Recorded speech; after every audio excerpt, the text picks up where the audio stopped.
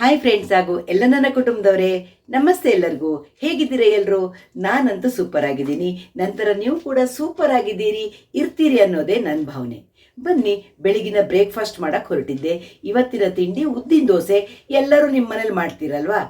ಆದರೆ ಉದ್ದಿನ ದೋಸೆಗೆ ಚಟ್ನಿ ಮಾಡ್ತಾ ಇದ್ದೆ. ಚಟ್ನಿ ರೆಡಿ ಮಾಡುವಾಗ ನನಗನ್ನಿಸ್ತು, ನನ್ನ ಹತ್ರ ಇರುವಂತಹ ಒಂದು ವಸ್ತುನ ನಿಮಗೂ ತೋರಿಸಿದ್ರೆ ನಿಮಗೂ ಎಲ್ಲರಿಗೂ ತುಂಬ ಉಪಯೋಗ ಆಗತ್ತೆ ಅನ್ನೋ ಕಾರಣಕ್ಕೆ ನಾನು ಈ ವಿಡಿಯೋ ಮಾಡ್ತಾ ಇದ್ದೀನಿ. ಏನಪ್ಪ ಅದು ಯೋಚನೆ ಮಾಡ್ತಿದ್ದೀರಾ? ಹೌದು ಫ್ರೆಂಡ್ಸ್, ಈಗ ತೆಂಗಿನಕಾಯಿನ ನಾವು ಕೆರಿತೀವಲ್ವಾ? ತೆಂಗಿನಕಾಯಿ ಕೆರಿಯೋಕ್ಕೆ ಕೆಳಗಡೆ ಕೂತ್ಕೊಂಡು ನಾವು ಕೆರಿತಾ ಇರ್ತೀವಿ. ಆದರೆ ಏನಾಗತ್ತೆ, ತುಂಬ ಜನರಿಗೆ ಮಂಡಿ ತುಂಬ ನೋವಿರತ್ತೆ, ಕೆಳಗಡೆ ಕೂರಕ್ಕಾಗಲ್ಲ ಅಲ್ವಾ? ಹಾಗಾಗಿ ನಾನೇನು ಮಾಡ್ತೀನಿ, ತೆಂಗಿನಕಾಯಿಯನ್ನು ಚಾಕುಲಿ ಪೀಸ್ ಮಾಡಿನೂ ನಾನು ತೆಗೆದು ಬಿಟ್ಟು ಚಟ್ನಿ ಮಾಡೋಕೆ ಉಪಯೋಗಿಸ್ತೇನೆ. ಆದರೆ ಕೆರೆದು ಬಿಟ್ಟು ಮಾಡೋದು ನಿಮಗೆ ಪಲ್ಯಕ್ಕೆ ಹಾಕೋಕ್ಕೆ ಅಥವಾ ಚಟ್ನಿಗೆ ಮಾಡುವಾಗ ಎಲ್ಲ ಒಂದೊಂದ್ಸಲ ಮಿಕ್ಸಿ ಜಾರಲ್ಲಿ ಪೀಸ್ ಮಾಡಿ ಹಾಕಿದರೆ ಅದು ನುರಿಯುವುದಿಲ್ಲ, ಚೆನ್ನಾಗಿ ನುಣ್ಣಗಾಗೋದಿಲ್ಲ. ಹಾಗಾಗಿ ಕೆರೆದು ಬಿಟ್ಟರೆ ಉಪಯೋಗ ಅಲ್ವಾ? ಈಗೆಲ್ಲ ತುಂಬ ವೆರೈಟಿ ನಿಂತ್ಕೊಂಡು ತೆಂಗಿನಕಾಯಿ ಕೆರೆಯುವಂಥದ್ದೆಲ್ಲ ಬಂದಿದೆಯಲ್ಲ. ನನ್ನ ಹತ್ರ ಒಂದಿದೆ, ನಾನು ನನ್ನ ಮಗಳಿಗೂ ಕೊಡಿಸಿದ್ದೀನಿ. ನಾನು ತೊಗೊಂಡು ತುಂಬ ಸಮಯ ಆಗಿದೆ, ನಿಮಗೂ ತೋರಿಸೋಣ ಅದನ್ನು ಅಂತ ನಾನು ಈ ವಿಡಿಯೋ ಮಾಡ್ತಾ ಇದ್ದೀನಿ. ನೋಡಿ ಫ್ರೆಂಡ್ಸ್, ಇದು ತೆಂಗಿನಕಾಯಿ ಕೆರೆಯುವಂಥದ್ದು. ಎಷ್ಟು ಸುಲಭ ಗೊತ್ತಾ? ನೀವು ನಿಮ್ಮ ಅಡುಗೆ ಮನೆ ಸ್ಲ್ಯಾಬಿಗೆ ಇದನ್ನು ಇಟ್ಕೊಂಡು ತೆಂಗಿನಕಾಯಿ ಕೆರಿಬೋದು.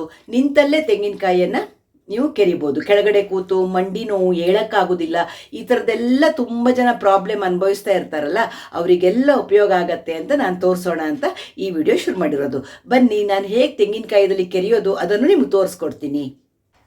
ನೋಡಿ ಫ್ರೆಂಡ್ಸ್, ಇಲ್ಲಿ ಒಂದು ಸಣ್ಣ ಹೀಗೆ ಪೀಸ್ ಇದೆಯಲ್ಲ, ಇದನ್ನು ನೋಡಿ ಈ ಥರ ಸ್ಲ್ಯಾಬಿಗೆ ಈ ಸಣ್ಣ ಪೀಸ್ ಇದೆಯಲ್ಲ, ಇದು ಇಲ್ಲಿಗೆ ಒತ್ತಬೇಕು. ಹೀಗೆ ಒತ್ತುವಾಗೆ ಹೀಗಿಟ್ಬಿಟ್ರೆ ಆಯಿತು. ಇದಕ್ಕೆ ಮೇಲ್ಗಡೆ ಕ್ಯಾಪ್ ಕೊಟ್ಟಿರ್ತಾರೆ, ಗಲೀಜಾಗೋ ಥರ. ನೋಡಿ ಹೇಗೆ ಹಲ್ಲಿರುತ್ತೆ, ಕ್ಲೀನಾಗಿ ಕಾಯಿ ಹೆರಿಯೋಕ್ಕಾಗೋ ಥರ ಹಲ್ಲಿರುತ್ತೆ ಇದರಲ್ಲಿ.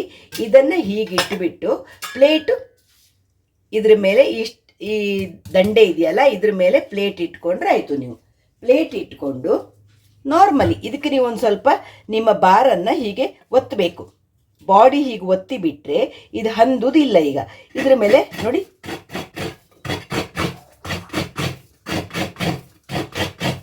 ಎಷ್ಟು ಸುಲಭದಲ್ಲಿ ನೀವು ತೆಂಗಿನಕಾಯಿ ಕೆರಿಬೋದು ಗೊತ್ತಾ?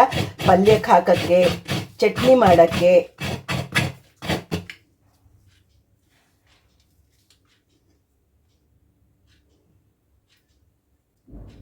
ನೋಡಿ ಫ್ರೆಂಡ್ಸ್, ನಾನೀಗ ಇಬ್ಬರಿಗೆ ಚಟ್ನಿ ಅಲ್ವಾ, ನನಗಿಷ್ಟು ತೆಂಗಿನಕಾಯಿ ಸಾಕು. ನಾನು ತೆಂಗಿನಕಾಯಿ ಎಷ್ಟು ಸುಲಭದಲ್ಲಿ ಕೆರೆದೆ ನೋಡಿ. ಚಕ ಚಕ ಚಕ ಚಕ ಅಂತ ಕೆರೆಯೋಕ್ಕಾಗತ್ತೆ, ತುಂಬ ಶಾರ್ಪ್ ಇದೆ. ಆಮೇಲೆ ನೀವು ತೆಂಗಿನಕಾಯಿ ಕೆರೆದ ನಂತರ ಇದನ್ನು ಒಂಚೂರು ನೀರಲ್ಲಿ ವಾಶ್ ಮಾಡಿ,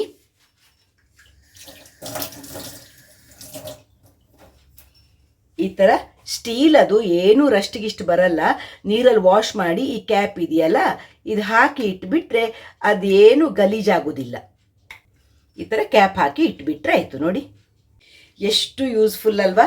ಎಲ್ಲರಿಗೂ ತುಂಬ ಯೂಸ್ಫುಲ್ ಫ್ರೆಂಡ್ಸ್ ಇದು. ಕಾಲು ನೋವಿರುವವರಿಗೆ ಕೆಳಗಡೆ ಕೂತು ಕಾಯಿ ಕೆರಿಯೋಕ್ಕಾಗೋದಿಲ್ಲ ಅಂದರೆ ತುಂಬ ಸುಲಭವಾಗಿ ಕಾಯಿ ಕೆರಿಯೋಕ್ಕಾಗತ್ತೆ. ಇದರಲ್ಲಿ ತುಂಬ ಸುಲಭದಲ್ಲಿ ನಾನಂತೂ ನಿಂತ್ಕೊಂಡೇ ಕಾಯಿ ಕೆರಿತಾ ಇರ್ತೇನೆ. ಈಗ ತೋರಿಸಿದ್ದಲ್ಲ ನಿಮಗೆ, ಕಾಯಿ ಹೆರ್ದೆ ನಾನು. ಇಲ್ಲಿ ನಾನು ಚಟ್ನಿಗೆ ಕೊತ್ತಂಬರಿ ಸೊಪ್ಪು, ಒಂದು 3 ಬೆಳ್ಳುಳ್ಳಿ, ಹಸಿಮೆಣಸಿನ್ಕಾಯಿ ತೆಗೆದಿಟ್ಕೊಂಡಿದ್ದೀನಿ. ಒಂಚೂರು ಹುಣಸೆ ಹಣ್ಣು, ಉಪ್ಪು ಹಾಕಿ ನಾನು ನೈಸಾಗಿ ರುಬ್ಕೊಂಡು ಚಟ್ನಿ ಮಾಡ್ಕೊಂಡು ಬರ್ತೀನಿ. ಈಗ ನೋಡಿ, ನೈಸಾಗಿ ಚಟ್ನಿ ರುಬ್ಕೊಂಡು ಬಂದೆ.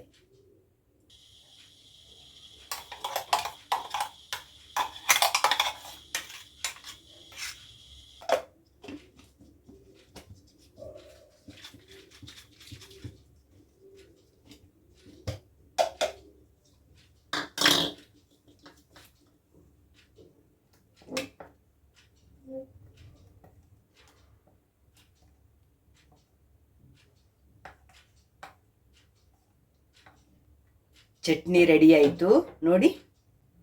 ಈಗ ಬಿಸಿ ಬಿಸಿ ದೋಸೆ ಮಾಡ್ತೀನಿ ನಾನು.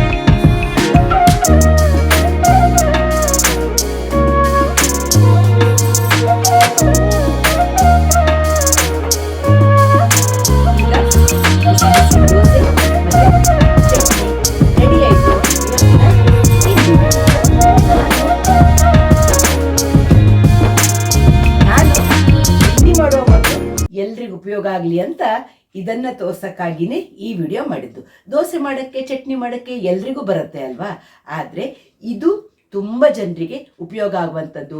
ಮಂಡಿ ನೋವು ಇರುವವರಿಗಂತೂ ತುಂಬ ಬೆನಿಫಿಟ್ಟು. ನಿಂತಲ್ಲೇ ತೋರಿಸಿದ್ನಲ್ಲ, ಇದನ್ನು ಹೀಗೆ ತಗೊಂಡ್ಬಿಟ್ಟು ಈ ಭಾಗ ಇದೆಯಲ್ಲ, ಇದನ್ನು ಪ್ರೆಸ್ ಮಾಡಿ ನಿಮ್ಮ ಇದಕ್ಕೆ ಹೀಗೆ ಒತ್ತಿ ಇಟ್ಟುಬಿಟ್ರೆ ಆಯಿತು. ನೋಡಿ, ಹಿಂಗೆ ತೆಗೆದು ಹಿಂಗೆ ಇಟ್ಟರೆ ಆಯಿತು. ನಾವೊಂಚೂರು ಮೈಯನ್ನು ಹಿಂಗೆ ಪ್ರೆಸ್ ಮಾಡ್ಕೊಂಡ್ಬಿಟ್ಟು ತೆಂಗಿನಕಾಯಿ ಕೆರೆದ್ರೆ ಎಷ್ಟು ಸುಲಭದಲ್ಲಿ ತೆಂಗಿನಕಾಯಿ ಕೆರೆಯಕ್ಕೆ ಬರುತ್ತೆ. ಅದೆಲ್ಲರಿಗೂ ಉಪಯೋಗ ಆಗಲಿ ಅನ್ನೋ ಕಾರಣಕ್ಕೆ ಈ ವಿಡಿಯೋ ಮಾಡಿದ್ದು. ನಾನು ತಗೊಂಡಿದ್ದನ್ನು 3 ವರ್ಷದ ಮೇಲಾಯಿತು. ನಾನು ಇದರ ಲಿಂಕ್ ಸಿಕ್ಕಿದರೆ ಡಿಸ್ಕ್ರಿಪ್ಷನ್ ಬಾಕ್ಸಲ್ಲಿ ಹಾಕಿರ್ತೀನಿ. ಹಾಗೆಯೇ ಆನ್ಲೈನಲ್ಲಿ ಈ ಥರದ್ದು ಬೇರೆ ಬೇರೆ ವೆರೈಟಿ ತೆಂಗಿನಕಾಯಿ ಕೆರೆಯುವಂಥದ್ದು ಬರುತ್ತೆ. ಅದು ಯಾವುದ್ರ ಲಿಂಕ್ ಸಿಕ್ಕತ್ತೆ ಅದೆಲ್ಲನೂ ನಾನು ನಿಮಗೆ ಕೊಡ್ತೀನಿ. ಹಾಗೆ ಶ್ಯಾಮಲಾ ಬ್ಲಾಗ್ಸ್ ಇಷ್ಟ ಆದರೆ ಲೈಕ್ ಮಾಡಿ, ಶೇರ್ ಮಾಡಿ, ಸಬ್ಸ್ಕ್ರೈಬ್ ಮಾಡಿ. ಸಿಗ್ತಾ ಇರೋಣ ಒಳ್ಳೊಳ್ಳೆ ವಿಡಿಯೋಗಳ ಜೊತೆ. ಬಾಯ್ ಎಲ್ಲರಿಗೂ. ನಮಸ್ತೆ.